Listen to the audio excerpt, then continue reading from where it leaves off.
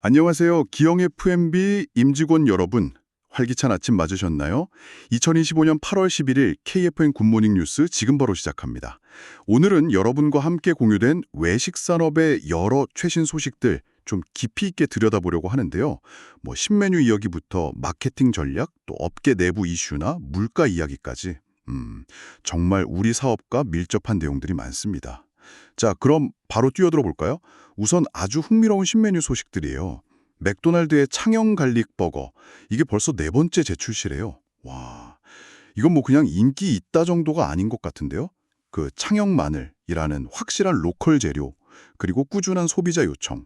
이게 비결이라고 하죠. 네, 맞습니다.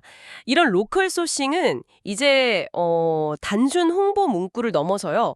공급망 안정성 확보라든지 또 예측하기 어려운 외부 요인들, 예를 들면 국제 물류 문제 같은 그런 위험을 줄이는 좀 전략적인 의미까지 갖는다고 봐야죠. 소비자는 가치 소비를 하는 거고 기업 입장에서는 지속 가능성을 얻는 셈이니까요. 아, 그렇군요. 듣고 보니 더 의미가 있네요. 그리고 유명 셰프와의 협업도 요즘 눈에 많이 띄어요. 프라닭 치킨은 정지선 셰프와 일품 깐풍을 내놨고, 롯데 GRS는 요즘 진짜 대세죠. 달콤매콤한 스위시 트렌드. 이걸 딱 겨냥해서 청양고추를 활용한 새우버거 2종을 선보였더라고요. 아, 그리고 파리바게트의 파블로바 컵케이크. 이것도 해외 디저트를 재해석한 거라 재밌어 보였어요. 그렇죠. 글로벌 트렌드를 발빠르게 가져오면서도 뭐랄까 한국적인 요소를 살짝 넣거나 롯데 GRS처럼요. 아니면 인지도가 있는 전문가 정지선 셰프 같은 분과 손잡는 거. 이게 브랜드 차별화나 신규 고객 유입에 아주 효과적인 방법입니다. 익숙한 듯 하면서도 뭔가 새로운 경험을 주는 거. 이게 핵심인 것 같아요. 네, 말씀하신 그 로컬 키워드가 마케팅 쪽으로도 확 넓어지는 게 참 흥미로워요. 맥도날드뿐만 아니라 CU 편의점의 진도 곱창김 삼각김밥이라든지 롯데 웰푸드의 고창 굴고구마 시리즈 같은 거요. 제품 이름 자체에 딱 지역을 내세우는 경우가 점점 느는 것 같아요. 네, 이게 바로 그 로코노미, 그러니까 로컬과 이코노미의 합성어 트렌드인데요. 요즘 건강이나 가치 소비 이런 거에 대한 관심이 높아지니까 소비자들이 이런 스토리가 담긴 제품에 더 끌리는 거죠. 롯데웰푸드는 그 패키지에 고, 참 꿀맛이구마 이런 재치 있는 문구 넣어서 지역 특산물 이미지 더 살렸잖아요. 단순히 물건 파는 걸 넘어서 브랜드 이미지까지 높이는 효과가 있는 겁니다. 아, 그렇군요. 재미있는 문구네요. 근데 또 업계 내부를 좀 들여다보면 어려움도 좀 보이는 것 같아요. 최근에 가맹점주님들이 본사 정책에 집단적으로 반발하는 경우가 늘고 있다는 소식이 있더라고요.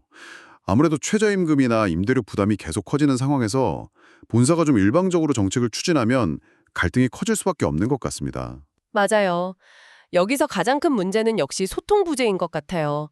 본사가 정책을 바꿀 때 예상되는 비용이나 효과, 이런 정보를 좀 투명하게 공유하고 점주분들하고 충분히 협의를 거치는 그런 상생의 자세가 정말 필요합니다. 신뢰가 없으면 사실 어떤 정책도 성공하기 어렵거든요. 구체적으로 어떤 부분부터 신뢰 회복을 시작해야 할지 좀 고민이 필요해 보입니다. 정부 정책 쪽으로 넘어가 보면 배달 수수료 상한제 논의가 계속 있네요. 그런데 이게 플랫폼 산업 전체가 아니고 배달의 분야만 딱 특정하는 핀셋 규제 방식이 유력하다고요.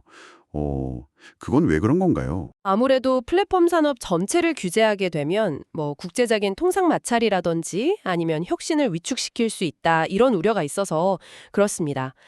그래서 일단 문제가 좀 두드러지는 배달앱 분야에만 제한적으로 수수료 상한선을 두려는 그런 접근 방식인 거죠.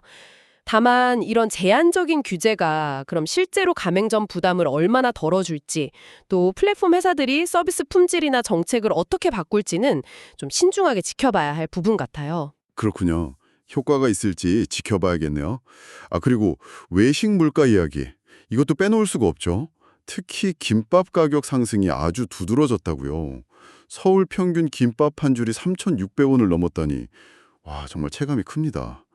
재료비, 인건비, 임대료 안 오르는 게 없네요, 정말. 네, 김밥처럼 다양한 재료가 들어가는 메뉴는 원가 상승 압박을 더 직접적으로 받게 되죠. 이게 외식업체들한테는 원가 관리나 가격 책정에 대해서 더 깊은 고민을 안겨주는 상황이고요. 게다가 최근에 그 FAO, 유엔 식량농업기구가 발표하는 세계 식량 가격 지수 있잖아요. 주요 곡물, 유지료, 육류 같은 국제 시세 평균값인데 이게 2년 5개월 만에 최고치를 기록했어요.